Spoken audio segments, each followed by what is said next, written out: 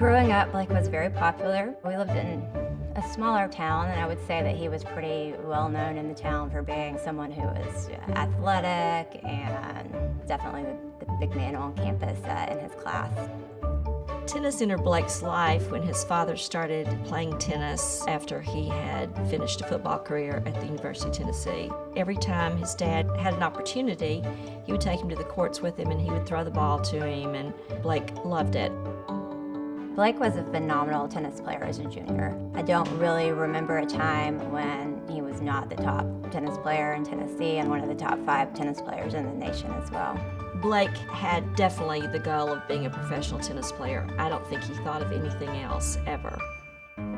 But suddenly, out of nowhere, Blake's driving force, his father, unexpectedly passed away from a heart attack while jogging.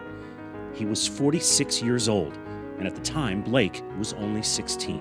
The impact of my father dying on our family was dramatic. Blake was struggling. He was going out more. He was probably drinking more, trying to numb that void that he felt just a little bit.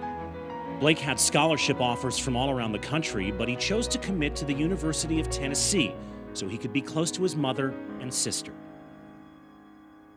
But 3 months before the start of his college career, Blake made an all too common mistake. He got behind the wheel of a car after a night of heavy drinking.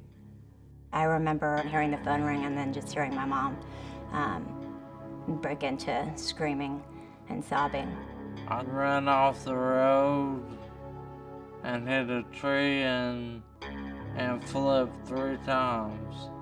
Didn't break a bone, just hit my head.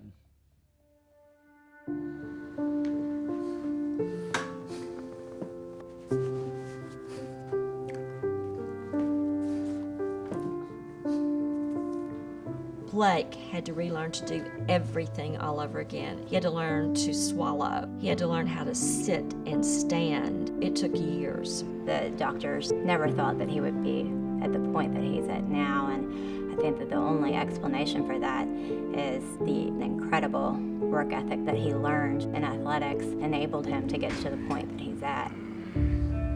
It might take him 20 minutes to button his shirt. But guess what? He'll get up and start getting dressed so that no one has to help him. You know, I am strong, I can do it, I will win, I will make it.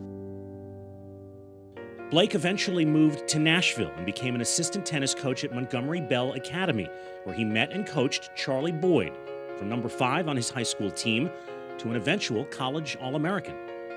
Blake knew he would never have a second chance, but eventually found his calling in life by preventing others from making the same mistake. I think that speaking has given him the desire to live and go forward. They say a picture is worth 1,000 words. You saw a picture of what can happen to a person who decides to drink and drive. People are really drawn to Blake, and that only makes his story that much stronger. One speaking engagement led to another, and soon Blake was spreading his message around the country. He could have been playing in the Australian Open or the US Open, and I would never be as proud as I am now.